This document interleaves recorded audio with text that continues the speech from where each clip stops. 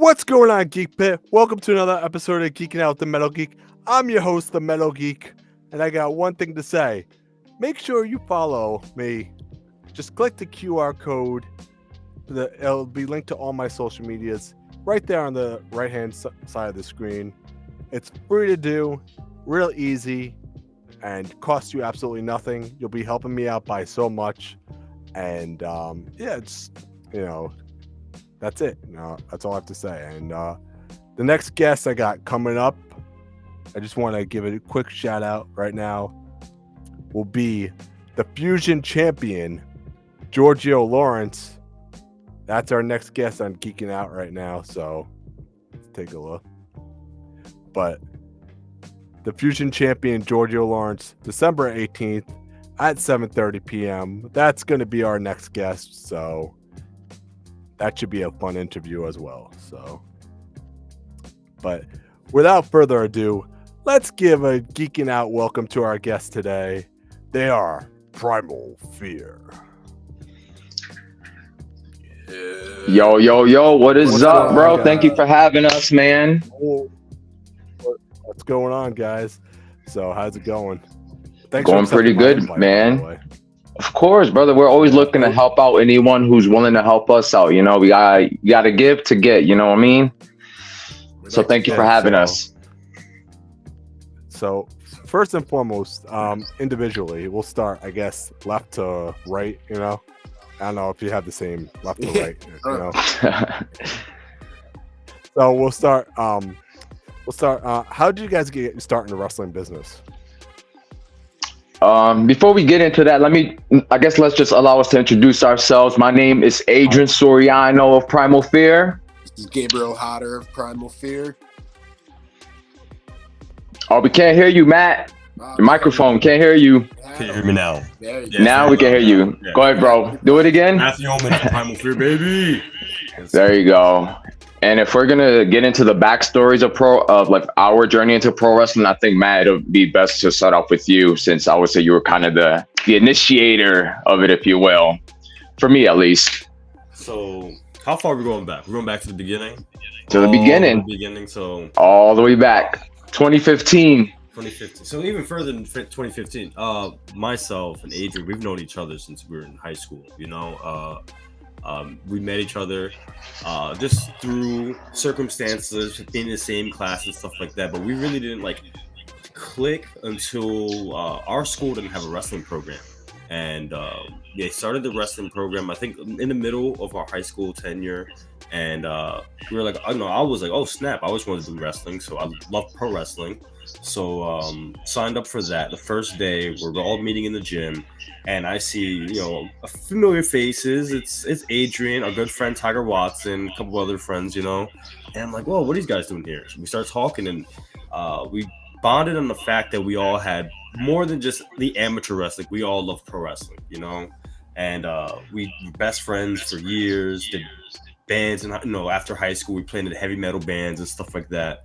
And just came up. We were kind of in the middle of band members and all this crazy stuff, and it just kept coming up, hey, we should try pro wrestling, and then we ended up saying, you know what, why not, before we get too old, let's check it out. So we went up to the Monster Factory, and I had heard of the Monster Factory from Tank Tolan. I met Tank Tolan when I was in the 5th or 6th grade or something, and he told me about the Monster Factory, and it came back up. I remember seeing the reports of Matt Riddle going to the Monster Factory. So we saw that, and I was like, oh, I remember Matt from the Monster Factory.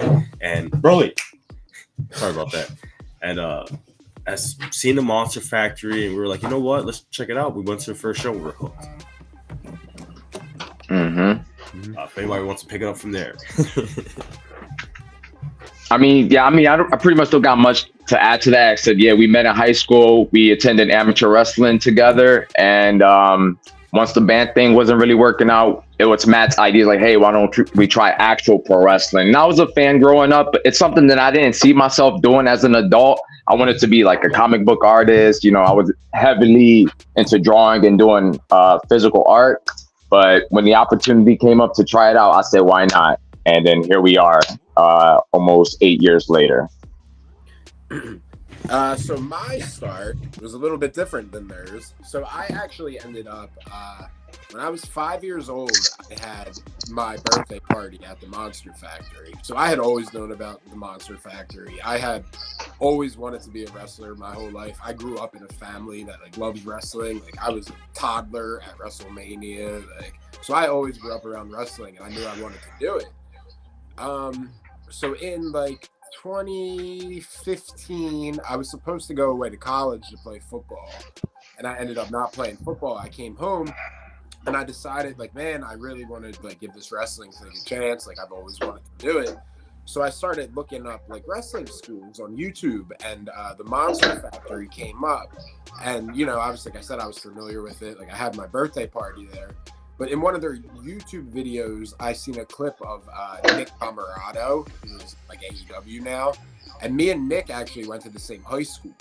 So like for me, it was like, whoa, this is crazy. Like this kid I went to high school with is like a professional wrestler. Like if he can do it, I can do it. You know, I mean, he's a huge monster. But besides that, I was like, we're like the same. We went to the same high school. You know, both played football, both wrestled. So like, I decided to join the Monster Factory in December 2015. And then I originally was not in Primal Fear. There was another third member. I wrestled kind of as like a single for like a couple months. I was very boring. I wasn't very good at it. And Damian Priest was our trainer at the time. And he knew like my favorite wrestler at the time was like Bray Wyatt. Primal Fear was kind of doing like this dark, spooky gimmick, and he knew like I was into it. So one day at training, he like pulled me aside, and he was just like, "Hey, what do you think about us putting you in Primal Fear?" And I was like, "That's awesome! Like they're having really cool matches. Like they're working, you know, with cool people. Like I was on the pre-show. Sometimes I was still doing like the cameraman." So like for me, it was an awesome opportunity to like really get going, and like it completely turned my wrestling career around. I don't know what I would have been doing right now. You know, it's pretty funny because like at the time when Damian Priest pitched Gabriel to be a part of our group, we were kind of like, hell yeah, let's do it. Because we had that relationship with Gabriel before he was mentioned to join the group. But now, man, like if anyone else was asked to join, we would have to huddle like, yo, I don't know. Just because we've been together for so long, man, we built that relationship within each other. It's kind of hard to just let anyone else join. You know, so like a huge business decision. You're like, hey, we have to sit here and like contemplate this. This would be a hard decision, you know? It was also, you know, it wasn't hard to say no to Damian Priest either. When he told us we were doing it, we were like, oh, okay. Yeah. So Damian Priest was the guy that pitched the idea for Primal Fear. Did he pitch the name as well, or? That's you guys. I was out of it. So that's always interesting because originally we weren't Primal Fear, but he definitely helped. We had to sit and like brainstorm like an entire day because they just kind of like we knew we were gonna be together because we were already like we had a third member, and we were always together. We were associated together. We came, you know, we were in metal bands together. You know, that's what they knew us from. And so they said, hey, you guys are in a 6-man match. Figure out a name. So we had to sit in the locker room all day. We sat with Damian Priest, the three of us, and Blue Meanie would kind of walk around here and there, and we had a couple ideas, like old band name ideas. We were just kind of pitching to each other, and I think the first name was Primal Hate, right? The original. Yeah, first name was Primal Hate. Yeah, I remember we were sitting in the locker room. We were like looking at song lyrics. Damian Priest was logging through like song names and stuff, and we were like, "Man, we just don't know anything." And Blue Meanie, I remember he was sitting in the corner, and we just went up to him like, "Hey, man, we need to figure out a name." And instantly he was like, "How about Primal Hate?"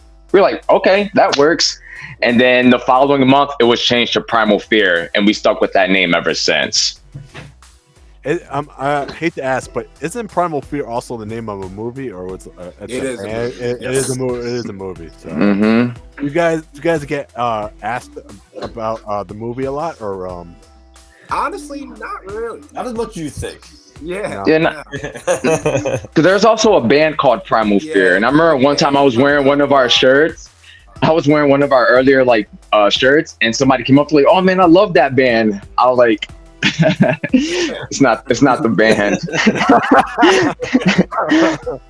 It's like some people when I get confused with Metal Geek because they think, okay, Metal Geek is like somebody who loves like just hardcore metal, and once that hardcore band becomes mainstream, okay, you're a Metal Geek. No, that's not what it means at all. To me, Metal Geek is geek culture and metal music all combined into one. Okay, I see that. Hey man, I'm all about it. So Like we said, man, we used to be in a heavy metal band, so we love heavy metal. You know, we're all about that nerd culture. Yeah, we're a bunch of anime All about it. Yeah.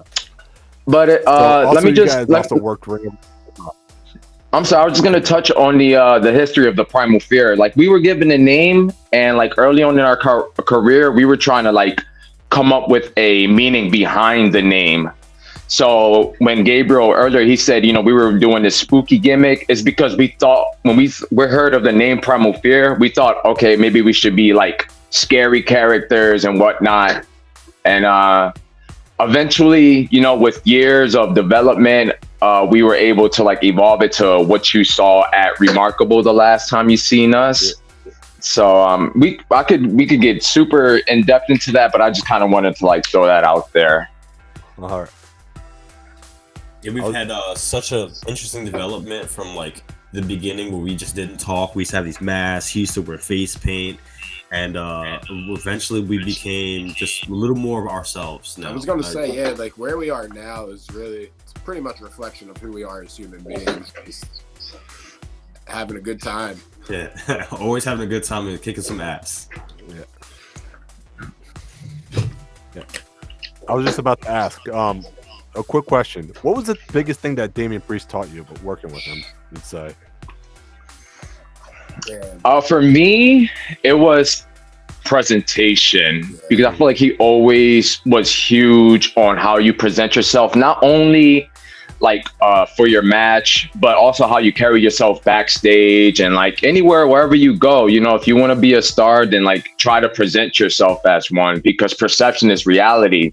You know, if someone is looking at you for the first time, like what are they going to think when they look at you? You know, so that was the big thing I got for him, with just presentation and perception. Yeah, I mean, I feel like that would probably be like all three of our answers. But yeah, we also were like privileged enough not just to be trained by him.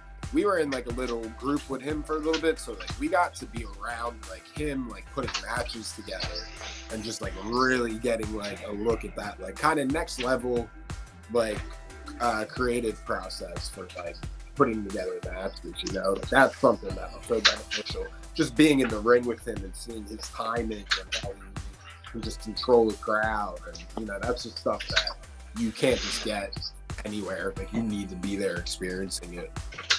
Yeah, he was like very much like a mentor to us. He really kind of put us under his wing. So like, this was a time where he was in Ring of Honor and he was wrestling like Jay White and all these guys, and he'd come to us and we'd see him try to come up with ideas to go into these matches, and Usually, you know, usually on Gate.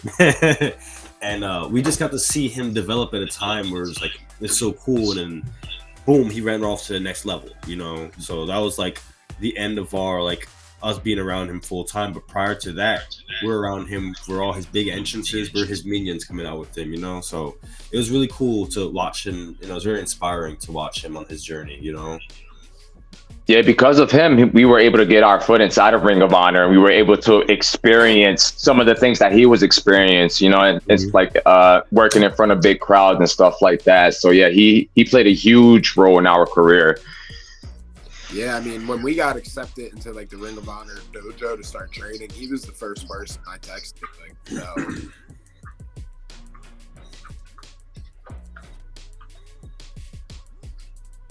Yeah, that's I was just about to say, that's just so cool that you know you want like trained with somebody and now they're in WWE, you know what I mean? And now it's like, wow, it's like now you can accept all that knowledge from them, you know what I mean, and learn from them and say, wow, all the stuff that they teach us, maybe we can make it up there too. So Yeah, I mean, we've been extremely privileged in our career with the trainers we've been around. You know, we've had training from Jonathan Gresham, QT Marshall. I mean, you know, people that are in big companies doing big things. Like, we've got to sit under their learning tree. I believe you guys were Ring of Honor to like the end of the actual till they got bought by Tony Khan, I believe. Yep. Yeah. And then they and then now you're on the indies. So what's it like working for a big company like Ring of Honor? So We were never, go ahead, Gabe. like contracted for them per se, but we were, like I mentioned, like we were in their dojo system. We were kind of like young boys, I guess, in a way, but we were fortunate enough to have like plenty of experiences like working on that stage. For me, it was just, again, a learning experience just to be around such talent. Like, at that point, we weren't wrestling people that good every week. Like, once a month we would go there and we would wrestle with some of the best wrestlers in the world. Yeah, man, working there for the short amount of time that we did, especially during COVID season, like, man, they upped our game like drastically, because they were, like Gabriel said, like, they were elite level talent, you know, and you have no choice but to like try to get to that level, because if you fail when the opportunity arises, then they don't use you again. So, you know, it was our first match was against Bandito, Flamita, and Ray Horace, a trios match, and, you know, and like that was kind of thrown at us out of nowhere. And we were able to deliver, you know, for that match. We had guys coming up to us after the match like, that was some good stuff, and opportunity just kept following up.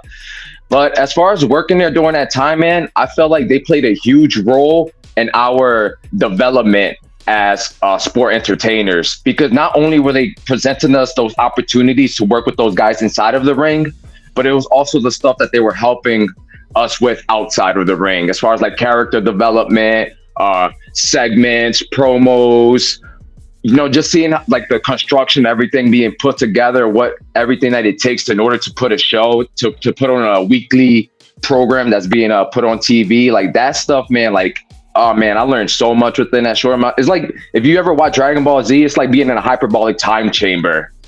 You're there for a couple of days, and then you just come out with years of knowledge and experience, man. You just come out grizzled, like, yo. But it was great, man. I loved every single minute of it.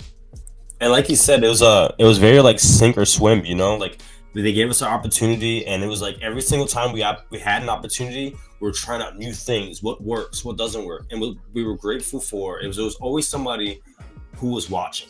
Someone would come up, hey, you guys did your entrance, maybe do this like this. Or if we're doing promos backstage, someone would pull us to the side and say, hey, that was cool, maybe do this like this. So we were able to just absorb so much knowledge from, like, you know, like everyone's saying, the best wrestlers in the world. I feel like were at Ring of Honor at the time, and we were able to just absorb all that energy all around us. crazy, man. Yeah. What would you say the biggest thing you learned from working the Ring of Honor is? You'd say the lesson. Again, it would probably just be like the whole, even back to what we were talking about with Damian Priest, just like the whole overall presentation of yourself, you know, because when we've been on the indies since the beginning, and we still are on indies, and we see how a lot of these talents carry themselves on indies, you know, how they work their matches, how they go about promoting themselves and all this stuff. But man, being with Ring of Honor is like, you have to take it to that next level if you really want to be at that level. There's a reason why not everyone makes it to that level, because it just isn't thrown to everyone. Like, you have to earn that opportunity. You have to earn a spot to be on that roster. And when you are given that opportunity, it is up to you to deliver, you know, so that you can keep that spot, and so that you can just keep getting better and better and hope, you know, for the next big thing to come. So you guys ended up at Remarkable also with that special guest appearance. How did that come about, if you don't mind me asking? We originally reached out to Remarkable the first time we did a show there. A couple hours like before the show, the afternoon of, there was a seminar with the Motor City Machine Gun that I believe Adrian might have seen and reached out about us attending. and we did the seminar, and then we ended up getting asked to do the show that night, which we were in I think a 4-person, 4-corner tag match. Yeah. You're like 16 people total. Yeah. People in the ring. It was interesting. It was a good Yeah, time. Remarkable has crazy matches, like all these scramble matches, like Yeah. everybody just going at it at one time. It's just so crazy the way they book their matches. You know, it's just so different that how everyone else does it. I mean, but we didn't go there like expecting to have a match on the show. I reached out for the Motor City Machine Gun seminar, you know, because I figured, hey man, I've never met these guys. I'm a huge fan of the work. They're a tag team. We're a tag team. They're super successful. Like, why not take an opportunity to try and learn from these guys? You know, and it was a fantastic seminar. Us being on the show was a plus. Yeah. And it's we're never done learning, and we take that very seriously. Like, there were a lot of guys who were at that seminar who, you know, were relatively greener, and that's a shame. There should be guys who have years of experience being there, because there's always so much you can learn at any level.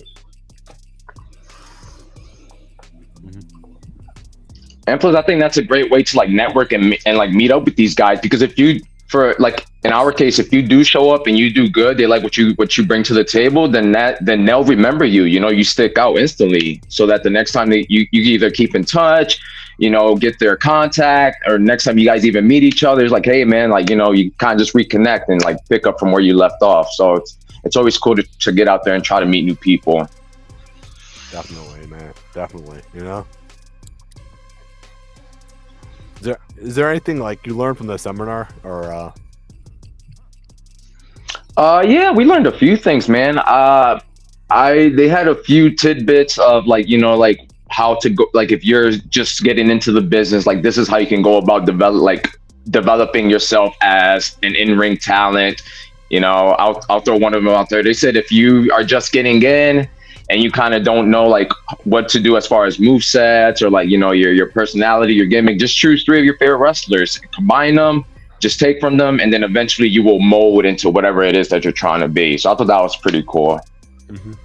Yeah, and like they told a couple stories about like their time in TNA and like just kind of advice that like Mick Foley and Kevin Nash and guys like that have given them, and like, you know, that's kind of like getting it like secondhand, you know, like, which is advice like from, you know, some of the greatest wrestlers ever. So like that's advice you could get nowhere else, you know, other than people who have been there and have done that. And of course, we learned a couple like in rings. They showed a lot of chain wrestling. It was really neat, really cool stuff we learned in ring, out of the ring. Like, very good experience. Mm-hmm. I'll even throw this last one out there. They said that the reason they've been able to have a career or a job for so long on like major, you know, for major promotions is because they've always been able to stick out. So I feel like if you're an indie talent listening to this right now, like if you really want to get noticed, really want to get a job somewhere, then you have to do everything in your power to try and like stand out from the competition. So that's where like I'll throw us out there, because, you know, we're a trio. There aren't any other trios out in the game that have started from day one. We're practically day one together. We're 8 years in. Yep. And like we've had some amazing opportunities, especially appearing on AEW Dark to challenge for the Ring of Honor 6-man championships. Like there's no other trios on the indies that can say that they ever done that, you know? So obviously we still have a lot of work to do, but like, you know, just that alone helps us stand out from, you know, the competition. Yeah, and people get it. People see like there's just a chemistry. Like you can't fake the funk, you know? Like when they see us together and we're in the ring, you can't fake 8 years of chemistry and brotherhood. So you get that anytime you see us on the show. Yeah, not to say it's always been, you know, all peaches and cream. There's always bumps in the road, you know, but that's what allows us to get even stronger and allow us to have the bond that we do have, because we are able to get through whatever it is that, you know, problem that there is, and kind of just become stronger on the other side. So it's unfortunate, you know, that you and your partner didn't last, but it is what it is, man. You're still here. Just keep the product going and we'll be here to support you. Yeah. Yeah, speaking of partners right now, do you guys have any crazy road stories while you guys are all here? That you Crazy road stories. I think my favorite one is the time that we got the flat tire going to Georgia. and we couldn't get it off because it was frozen, and we had to go. Man, you say that's your favorite story? That's probably my least favorite story. That wasn't fun. It wasn't old. That's not fun, man. Looking back, it's a good one. It was definitely funny sleeping in the car, like, or the tire shop. I don't even remember us getting up. We were eating at some random little, We were in a little Waffle diner? House at It was a truck Waffle stop. House. At a It truck was that an actual Waffle House? Was it connected? Yeah. Oh, You I wanna- don't even- I was like, Gabriel, you want to tell them how when we showed up to the auto shop, the clerk wanted to pretend like they knew who we were? Oh yeah. So we blew out a tire going down to Georgia to wrestle for QT Marshall's school at the time, and it was like, man, probably 3 or 4 in the morning. Oh, when yeah. this happened. And it was cold. Cold. It was so cold we couldn't get the lug nuts off the tire to change the tire. So we ended up going to like a Walmart at like 3 or 4 in the morning, which thank God was open, and we bought a tire. But we had to Pre-COVID. take it to the tire shop, right, to replace it, I guess. But so we ended up walking in, and it was like probably 5 or 6 in the morning at this time, and it was the 3 of us and Electra Lopez, who was in NXT, And Nick Camarado. And Nick yeah, Colorado. and Nick was the one I think that finally got the tire off. Yeah. But so we walked in the store, and the guy was just kind of like, "Oh, you know, like, what are you guys doing or whatever?" We were like, "Oh, like, we're wrestlers, like, we're on the way, you know, down to a show."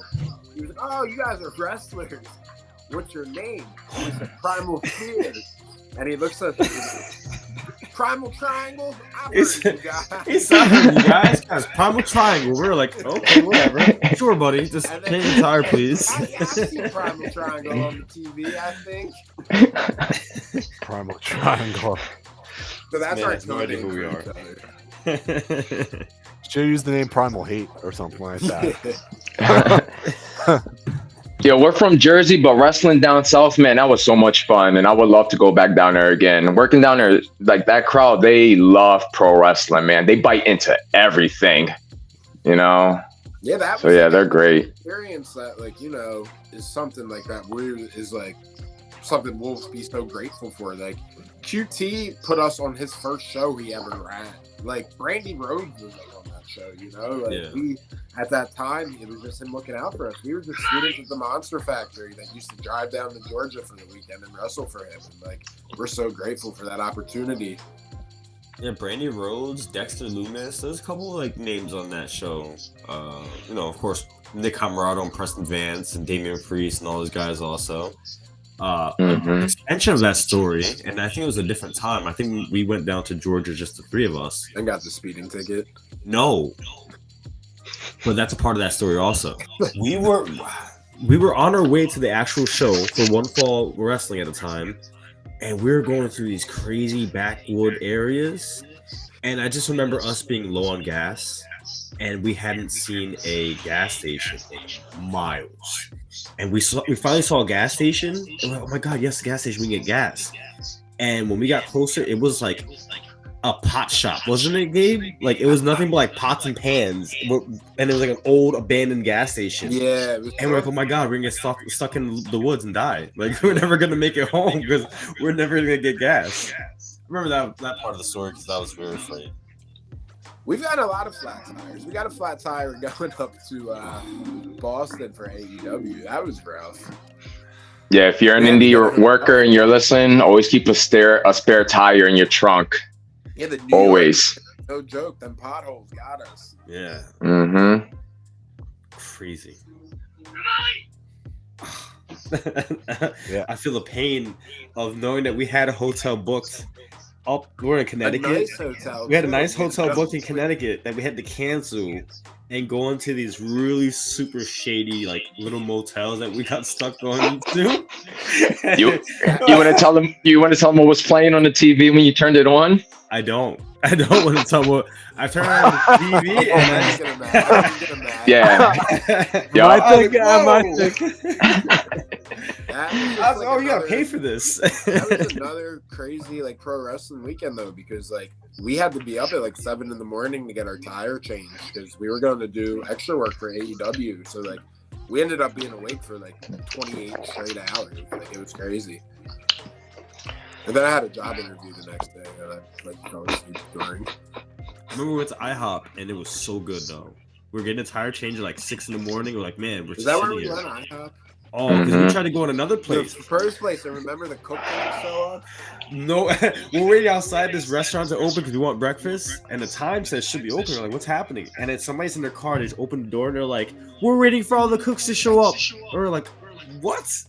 So I guess nobody showed up for work that day. We had to take Uber to IHOP. Oh man. IHOP was really good. So you know what? I think it just got better and better as the day went on.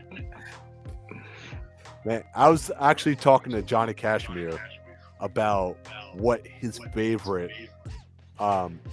rest stop is, like restaurant or stop is. He tells me it's Tim Hortons. What is your guys' favorite rest stop, you say? You know, off the top of my head, Sheets, baby. Yeah, Sheets is good.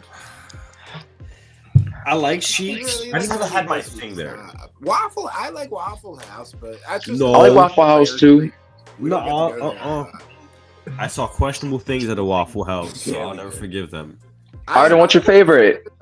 See, The I feel like legend up here Sheets. is Cookout. See, I've never been there. Yeah, we've never been You've never there. been to but we hear Cookout. that's like I'm a the- Wawa boy, dog. Yeah, Oh, I love Wawa. Wawa's gotta be the I'm a best. Wawa boy. See, I love Wawa too, but I don't have Sheets around. So every time we drive and I see Sheets, I feel like a little kid. I get giddy. I'm like, oh my god, Sheets. That's my problem with Sheets. I haven't had enough of it to like make my own thing. Like, What? when I Nah, go to dog, Wawa- you tripping, yo. You I go to tripping. Wawa, I I be go seeing. where I want. Nah, I see how you be after you get like little wraps and stuff. You be, yo. I don't see you act that same way when we go to Wawa. So the problem is, I want those wraps in a massive form. I had to buy these little wraps to eat them. You know what I mean? I have to find like my 1, 2, like my thing. You know, I go to Wawa. I got my thing. I'm gonna order. It's gonna be the same thing every time. The little paninis. I'm mad at Wawa though. Ever since they took away the grilled chicken. Yeah. Oh, you took it away? Oh wow. Dude, that was my go-to. So me and You- Wawa kind of got heat. You can go there and get like a little meal prep chicken and broccoli if you wanted to, which is neat. But they definitely took away the grilled chicken sandwich. That was it. I was when we were on the road. That was the move. Little chicken, bacon ranch, avocado, grilled chicken sandwich. Yeah, we talk about food all day. That's our favorite thing. I'm jealous now because there's no Wawa on Long Island. Oh really? So what do y'all have down there? Chopped cheese. You got We chopped got cheese. Quick Check and we have Tim Hortons. Oh, are you the plug for the chopped cheese? What's up? We need a plug for chopped cheese when we go back up to Remarkable, because every time we go through the city, we don't have time to stop and get a chopped cheese. Is there a chopped cheese around the Remarkable area? What is chopped cheese exactly? Ah, see, that's not the right part of New York. No. So if you go What to New York is chopped? City, What is this chopped cheese? Now you It's guys like are making me feel bad It's now, like a New man. York cheesesteak from what Yep. Oh, cheese on a steak place? roll. kind of. Is a But it's like cheesesteak New York's place? version I know of some. one. I know some good cheesesteak places. If you guys want to know. Well, Philly's got the We best need- cheesesteak places, but I want a chopped cheese. He wants a chopped cheese, and he's never had one. So I'm from the Bronx. They have chopped cheeses around in the Bronx area, but we go right through the Bronx to go to Remarkable. We don't have time to stop. And by the time we're on the way home, we need to find we gotta find a way to get the chopped cheese, because Gabriel needs a chopped cheese. Now you need a chopped cheese too. Where is there a chopped cheese? What is it? I don't know. You know. You gotta go to the boroughs, man, like the Bronx, There's a- maybe a even Bronx. maybe even Harlem or Brooklyn. But I know for sure in Bronx. You go to Bronx, there's a couple little like the bodegas. When you go to the bodegas, they cook the food. You ask them, hey, can I get a chopped cheese? When I was a kid, they just called it a sandwich. It's different now. Now it's chopped cheese, but you can get That's gonna be funny if you looked at man. They're like, "What's that?" Yeah. You gotta walk out. You just gotta leave. Chopped cheese. What's that? What? And you gotta walk out. We all have to get chopped cheese now. Next Remarkable show that we go to. We just Oh yeah. We might have to bring it from Jersey. No, it's not a Jersey thing. It's Oh, a it's not? New York City thing. See, I've never had one, so I don't know. You all need. I'm just as lost as you are, bro. Never had. man. We've gone off the rails. I know Philly cheesesteak. That's what I know, but I don't know. I don't know chopped cheese. I'm sorry. We gotta do that again. The Philly cheesesteak. There's a good Philly cheesesteak place in Long Island. There's plenty of them. It's called Oh, Chitty's. Chitties. What's it called? Chitties. Chitties? Okay. Chiddy. Okay, I thought you said something else. But okay. Yeah. Oh, some big chitties, huh? Oh, we got Harley's in the chat. She says, hey. Does she says know hey any to places chopped cheese? We need chopped cheese now. She wants, I'm not getting off the topic. wants to We're know- not leaving this alone. I mean, I think the debate is Wawa or Sheets. I think that's the debate that we're having.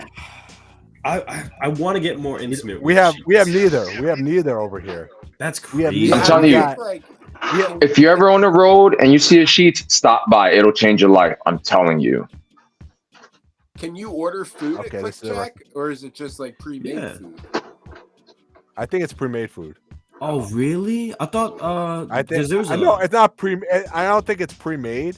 I think it's more like, okay, they're not gonna cook it. You know what I mean? Yeah, it's just like It's So it's kinda like a- microwave, Like a big 7-Eleven, kind of in a way. microwave. Not really. What? like a 7-Eleven, right? you got to get a Wawa. Get a petition started. You gotta tell Long Island they need to have a Wawa. I swear to God, slacking, man. Get it in the legislature. Yeah, you gotta go to town hall. Push it to town hall. I mean, You know what? Get a Sheets too while you're at it. Get both. I- Get I both think- too. I think the Finish thing the debate. is, they're not gonna have a Wawa here just because 7-Eleven has a strong hold on Long Island. Mm. You gotta fight them. You gotta Yeah. get back. They have so many 7-Elevens out on Long Island that they're gonna just dominate Wawa, and they The need a lot of 7-Eleven's land for losing that Wawa war. too. They Good have old fashioned their, turf war. Yeah, I was gonna say they have their territories. They're not willing to give up that territory because anywhere else gives that up, they lose every time. They're not being Wawa Sheets, so Well, just know I'm waving the Sheets flag wherever you see me. Sheets. I'm gonna claim independent right now until I have a Yeah. little more. I want like some good time with Sheets. So She wants to know how you guys have been. I'm hungry. Killing it. You're killing it. Yup, looking toward this weekend. We got a busy weekend up ahead, so we're just prepping for that. Mhm. We got a show tomorrow, Wrestle Pro, Union, New Jersey, and then on Saturday we got a double header. We'll be at Super Crazy Pro Wrestling in the afternoon, and then later that night we'll be at PPW in Slatington, Pennsylvania. So busy week for the boys. Hopefully, you guys come back to Remarkable, man. You guys need a We match want to, against man. We Above want the to. Rest. You guys versus Above the Rest. It has to happen. I'm vowing this match right now, man. Yeah. Speaking into Preaching this existence. match. Yeah. It's gotta happen. It's gonna happen. The next year you just gotta chant it out. Just start chanting. Let them know. Let them know what you want to see.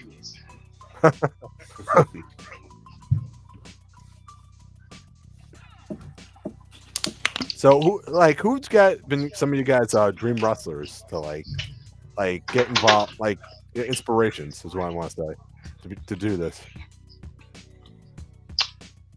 growing up. I mean, again, like when I said when I was younger, man, I didn't see myself growing up to be a professional wrestler. But when I was a kid, like my dad was a huge Hulk Hogan fan, so I was a Hulk Hogan fan as well. I was into guys like DDP, Kane, like all like over the top wrestlers, you know. But ever since getting in though, my favorite Shawn Michaels. I look up to guys as Chris Jericho, Eddie Guerrero. Like those are probably my top three right there. Mm-hmm. Yeah, I grew up like it's probably like like I said, I was a little kid like growing up in wrestling. So like my favorites were always like The Rock, Undertaker. I love Triple H. I'm the biggest Triple H fan in the world. More recently, like Bray Wyatt was one of my favorites. And I feel like I kind of pull a little bit from all of them. Shawn Michaels, obviously, is the best wrestler ever. We should get everybody's list. So like as a kid, my guys were WWF, The Rock was my guy, and WCW Sting. Since like the second I saw Sting come down from the rafters, the baseball bat, I was like, he's the coolest guy in the world, you know? And then you had The Rock, who was just The coolest guy. the coolest guy in the world. He didn't button his shirts. He never wore. You always saw his, his big guy always walking around, his shirts open, championship belts, sunglasses on, no matter where he went. That's two of the coolest guys in the world. You had to be like that. So growing up, I was big Sting and the Rock fans. Getting into the business, you just have to appreciate more of this, like the art behind it. I guess as much as I still love those guys, but like guys like Shawn Michaels, watching just the creative process, and Eddie Guerrero.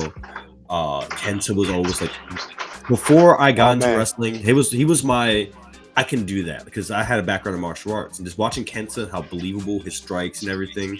Kenta, Samoa Joe, Low-Ki, those are the guys who I watched. I was like, man, I can do that, So those were like my inspirations, and like Dynamite Kid, all that stuff really, really cool to me. Man, you speak about that 2002 to 2009 Ring of Honor is my absolute favorite right there. Watching all those guys, man, like CM Punk, Samoa Joe, Colt Cabana, all those guys, man. I was watching that. Like I was watching that in high school, and I don't want to be find like back when YouTube was still raw and you could find all this crazy stuff on YouTube. I was watching like Bryan Danielson versus Kenta highlights, and that was just blowing my mind. Whether it was Ring of Honor or Noah at the time, watching Samoa Joe versus these guys, and like all these guys who were at Ring of Honor at the time, I was getting into that in high school, and that's what was kind of like in my head, like, man, that's what I can do. Like I might not be like 6'5", 300 pounds, but I can do that. So that was my inspiration to want to be a wrestler. So that convinced me that I could do that. So what are some of you guys' favorite metal bands? We were talking about that earlier. I forgot to bring it up though. Oh no, I'm gonna get. Gabriel's gonna say Limp Bizkit. Yeah. I'm not a big. I like Metallica. Do they count? Who? Metallica. Sure. Yeah, absolutely. I love Metallica. Yeah, absolutely. That's about one of the best of all time. That's about as like metal as I get though. So I've been going back and listening to albums in complete form, and my favorite death metal album is Domination by Morbid Angel. So Morbid Angel is probably like one of my number 1 or 2. So Morbid Angel, Gojira is number 2, because man, I listened to another full album. I listened to From Mars to Sirius and The Link yesterday, and so good. So those two. I can't even take a third because like I love Black Sabbath. I think Black Sabbath, I can't like not mention Black Sabbath. So Ooh, hot take. I like Ozzy Osbourne more than I like Black Sabbath. Mm-hmm. Oh, why would you do that? I said it was a hot take. Oh, why would you do that? Because it's hard. For me, the reason why is because I feel like when Ozzy's like doing his solo stuff, it's like more upbeat for me in a way. You know what I mean? While Black Sabbath is a little bit slower, which I still love. I love Black Sabbath, but Ozzy, man, it's just a little bit more up there for me, and I just love it, man. Huge Ozzy fan. Yeah. Huge. How would you say this out loud right now? I'm sorry, bro. I'm not gonna weigh in on that. I'm gonna step out of that one because like it's hard. It's so hard because Ozzy's so good. Ozzy in Black Sabbath is so good. So you think of all the major hits, Ozzy's in there. So what can you say against it? And then he has all these hits by himself. I'm not gonna weigh in, but I'll say that Black Sabbath has some of the best hits of all metal history. So many. So hard to fight with, like, War Pig and Snowblind. All these songs are just bangers. So, man, these are songs that came out like the late 70s, and they're still being played today, used as like theme songs for WWE pay-per-views, man. So they those songs are timeless, man. Never go out of style. Iron Man. Pantera too, man, is another one. Oh, Pantera, yeah. Uh-huh. Yeah, but for me, man, I love Metallica, Megadeth. I'm a huge Mastodon fan. I'm a huge Gojira fan. Gojira's probably my favorite band. So good. But yeah, I love a lot of it. Me and Matthew, we have gone to a lot of heavy metal concerts together. We actually went to, I think our last concert that we went to together was a Slipknot concert. Am I right? No, we saw Korn, but we saw Slipknot was right before them. Corn's We saw amazing. Korn. And Slipknot is where we saw Damien, right? Yes. Yeah. We were walking in the parking lot, and we were just kind of on our way to get to the show for Slipknot, Gojira, Behemoth, and I think you get a phone call, right? Yep. Yeah, we're walking to the venue, and my phone's ringing. It goes off, and I see Damien's name. I'm like, huh, that's weird. I answered it. He's like, yo, are you guys at the concert? He's like, yeah. He's like, I just saw you guys turn around. And then we caught up with him and his girlfriend at the time. And originally we had like lawn tickets. This was at the Camden, New Jersey venue, the Pavilion Center, whatever it's called. Yep. And we had lawn seats, but he was able to get us into like the mosh pit area. Wow. So that was, it was great, man. That's great awesome. Night. Man, I can't determine what I like better. If I like, I mean, I love Korn and I love Metallica, but they're just two different bands. You know what I mean? Like, for example, Korn, you just want to bang your head, and Metallica is more like their presentation, the way they come out, everything is just amazing. The way they play their guitar riffs and everything. They were so good live. It was crazy. It was probably one of the better concerts I've ever been to. See, I've yet to see Metallica, and they're on my bucket list. I want to see Metallica. We will. We'll get to see them. I promise. Hell yeah. See, the only other band that's on my bucket list that I want to see live, that I haven't seen live, that I don't think we're going to be able to because they're on kind of this end tour is Kiss. Kiss. They've been on the end tour for 10 years, dog. It's not too late. Yeah, but man, I just hope there's somewhere we can. It's never the end. Yeah, I love Kiss so much, man. I want to see them live. Yeah, same. It should be called the Never Ending Tour. Yep. Nah, they're never called quits. If they can walk, they're gonna play. I don't care. They might even play in wheelchairs. I don't care. I will see them. They probably will. They'll be coming down from the rafters in wheelchairs. Like they don't care. Yep. They might even wire themselves up. They don't have to be in a wheelchair. They just get propped it up like a coat. They have like a little coat hanger to be standing on just to play. I love it. Now, the future is gonna be crazy because everything's just gonna be AI. It's like, oh, we don't need Kiss no more. We got AI. No. We're gonna have digital projections of Kiss just on screen, and they're gonna be jamming, and the tour is never gonna end. So you guys listen to that AI Kiss album? It's great. Oh, I didn't even know that was a thing. No, it's not. No, I'm kidding. Oh. Yeah, I'm being sarcastic. It's the future. AI is making new Kiss music, and then they're making new like AI videos. It's really crazy. I don't want it. All right, so since we're speaking of AI music, Gabriel, you might like this. They took like 50 Cent songs, and they put Tupac and Biggie over the song. So they're rapping 50 Cent lyrics, but it's Tupac and Biggie. Wow. Yup. So just go on YouTube and look it up. Look up Tupac, Biggie, 50 Cent AI music, and it'll pop right up, bro. It sounds just like them. It is crazy. They made like a fake like AI like I think the Weeknd like song. Yep. Yeah, right now, so I don't forget. Yeah. You have to hear this one. Elvis Presley singing "Baby Got Back." Is that a real thing? I swear. No way. It sounds exactly like Elvis. I'm gonna listen to this. Once the stream ends, I'm pulling this up because I already got it on my phone just so I don't forget. And it's in his tune too. Exact tune, like the way he would play it. That's how it is. Like the way he played guitar and everything, that's how it is. It's not in it's not Sir Mix-a-Lot. It's in Elvis Presley's like era. You got freaking crazy.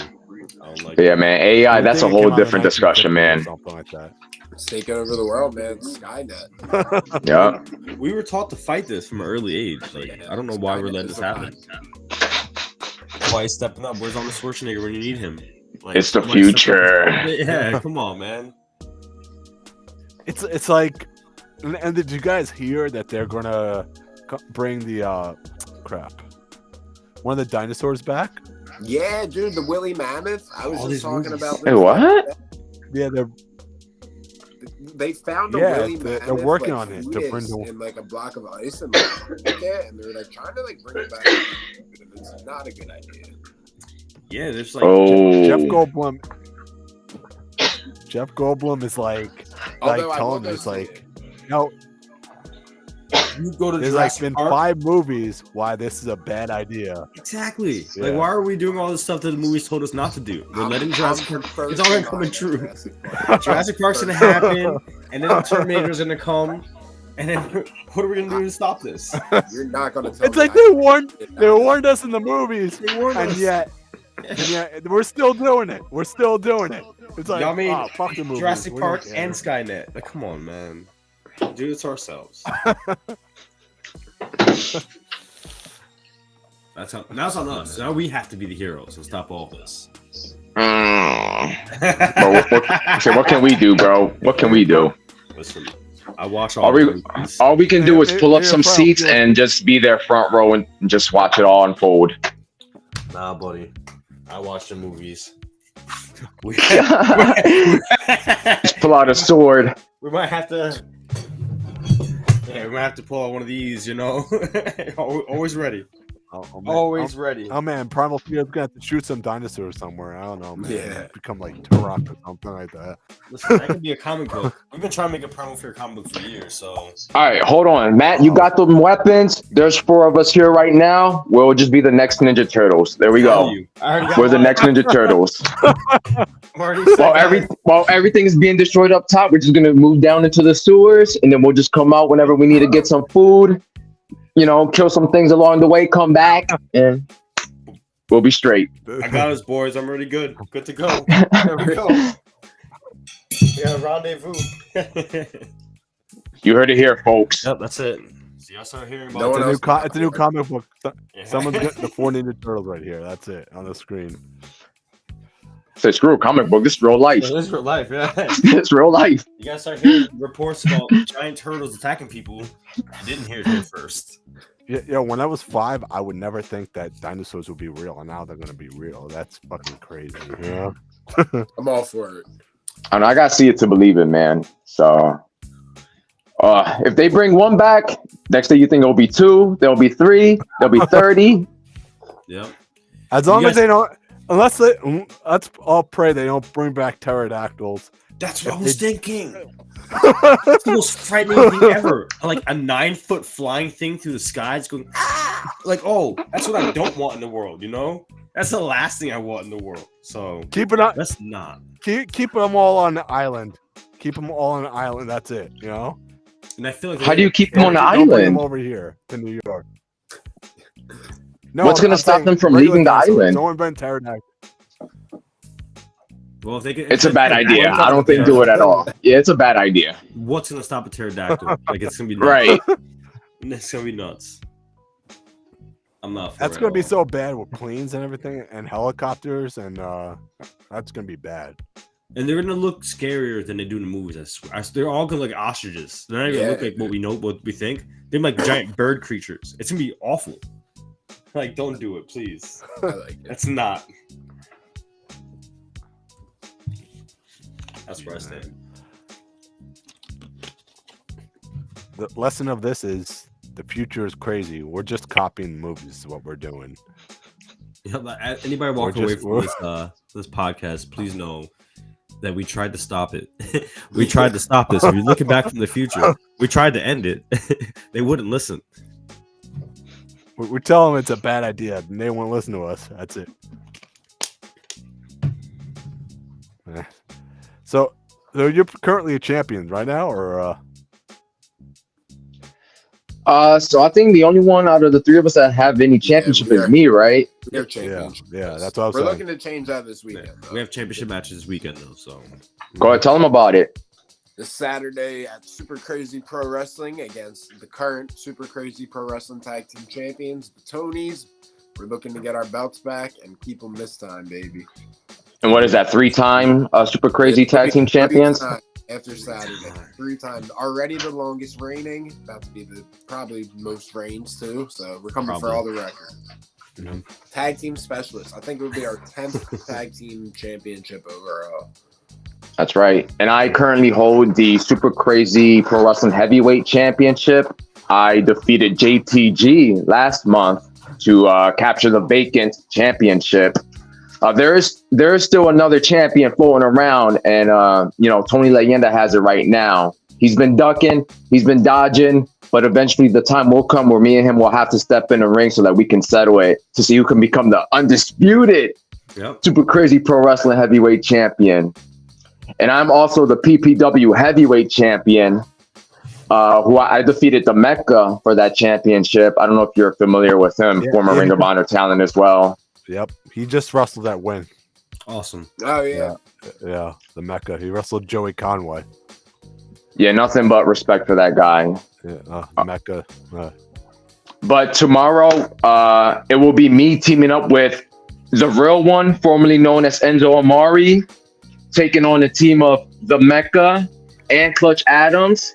And if they win against me and the real one, then the both of them will get an opportunity at my PPW Heavyweight Championship at a future PPW event in a triple threat match. Yeah. So hopefully the real one can come through and help me not allow these guys to get anything that has to do with my championship, because they don't deserve it. Yeah, do you guys have the belt? You have the belts with you now or no? I have. Hold on, you give me 1 second. We're belted. We could have. If we would have done this interview a couple months ago. This is the PPW Heavyweight Championship. Yeah, I might have to reverse that. It's like upside down. Oh, it's reversed. I get it. Yeah, because it's not your fault. It's the way the camera. The camera. Yeah. But yeah, that's it right there. Beautiful title. It says WPP right there. Yeah. Right? Okay. Yeah, I've had it for about 3 months now, man, and it's pretty awesome because we've been attending PPW events for I think over 2 years now. Mm-hmm. And since day one, we have slowly been climbing up the ranks. Matthew and Gabriel are former PPW tag team champions, not once but twice, right? No, one time. One there. Just one, one time. The second one. We're getting close. We're right there. Yep, and with me having this championship right now, all we have to do is recapture those tag team champions so that we can all sit on top of that PPW mountain. You know what I mean? Because for everyone else, they say it's only room for one, but for us, we make all three of us fit up there, and we fit pretty good up there. We'll be wearing the championships forever. We can have a good weekend this weekend. We'll be holding a bunch of championships, so that's what I'm talking about. Be on the lookout on social media. You'll see them pics. Oh yeah. Take all the belts. There you go. Yep. And then come to Long Island. Come to Long Island. Take all our belts too, man. Yeah, well, that's hey man, too. You heard it here first. There you go. There you go. All right.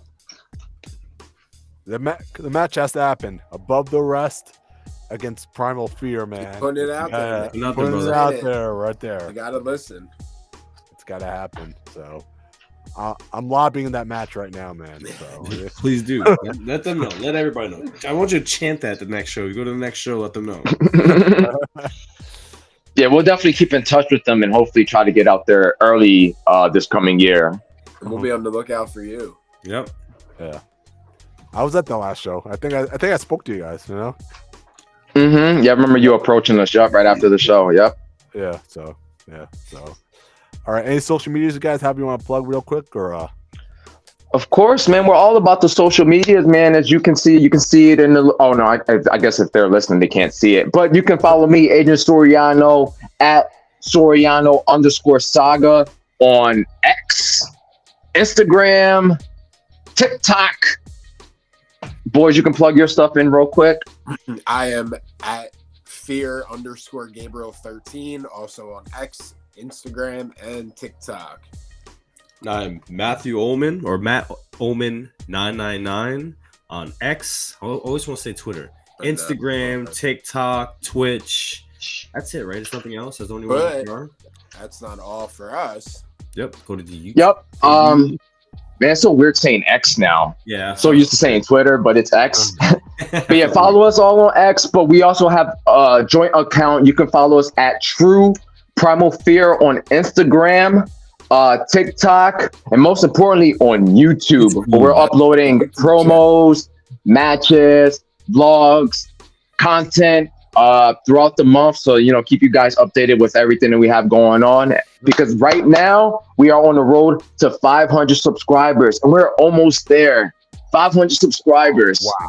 So if you're listening to this right now, go to YouTube, type in @True Primal Fear in the search bar. Yep. Click on our page, hit that subscribe button, watch all of our videos, hit the thumbs, hit that bell so that you're notified whenever the video drops, baby. So you can be notified whenever we drop them, because they're going to keep coming until we stop. But that won't happen because we'll never stop.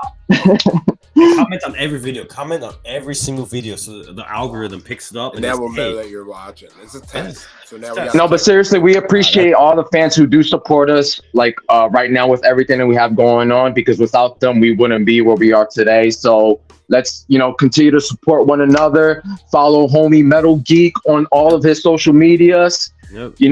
On the road to Follow 800. us, we follow you. Spread the word. That's it, baby. All fight, no flight. Fear none, take all. So he's on the road to 800. All Let's right. get to 1,000. Let's go. Let's go. All right, we'll put metal signs up, and we'll see you guys in the next one.